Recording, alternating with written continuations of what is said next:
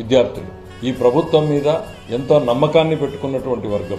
లోకేష్ బాబు గారు పాదయాత్ర చేస్తూ యువగళం పాదయాత్రలో ఆయన ఇచ్చినటువంటి ప్రతి హామీని కూడా నిలబెట్టుకునేటువంటి దిశగా ఈ ప్రభుత్వం ముందుకు సాగుతూ ఉంది. ఆయన పాదయాత్రలో చాలా దగ్గరలో విద్యార్థుల్ని కలిసినప్పుడు చెప్పాడు, ఈ ప్రభుత్వం చేసినటువంటి విధానాల వల్ల మీరు నష్టపోతున్నారు, మీకు ఈరోజు సర్టిఫికెట్లు రావడం లేదు, అధిగమించి మేనేజ్మెంట్కే డైరెక్ట్ ఫీజు రీయింబర్స్మెంట్ ఇచ్చి మీకు దాని నుంచి విముక్తి కల్పిస్తామనేటువంటి చెప్తా వచ్చారు.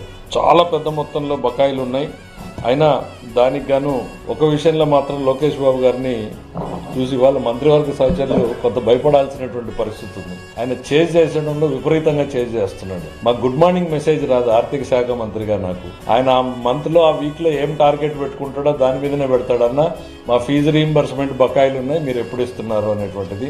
నిజంగానే ఆయన ఒత్తిడికి ఈరోజు అంటే మా అందరికి కూడా బాధ ఉంది. అందరం కూడా పిల్లలు ఎంత సఫర్ అయ్యారు, మేమందరం కూడా క్షేత్రస్థాయిలో ఉన్నాం. కానీ ఒక బాధ్యతాయుతమైనటువంటి మంత్రిగా అటు పాదయాత్రలో ఆయన చేసినటువంటి ప్రామిస్ అవన్నింటిని దృష్టిలో పెట్టుకుని ఈరోజు దాదాపు దానికి సంబంధించి 788 కోట్ల రూపాయల్ని రిలీజ్ చేయడం జరుగుతుంది. దాదాపు 6.5 లక్షల మంది విద్యార్థులకు ఇది ఉపయోగపడుతుంది.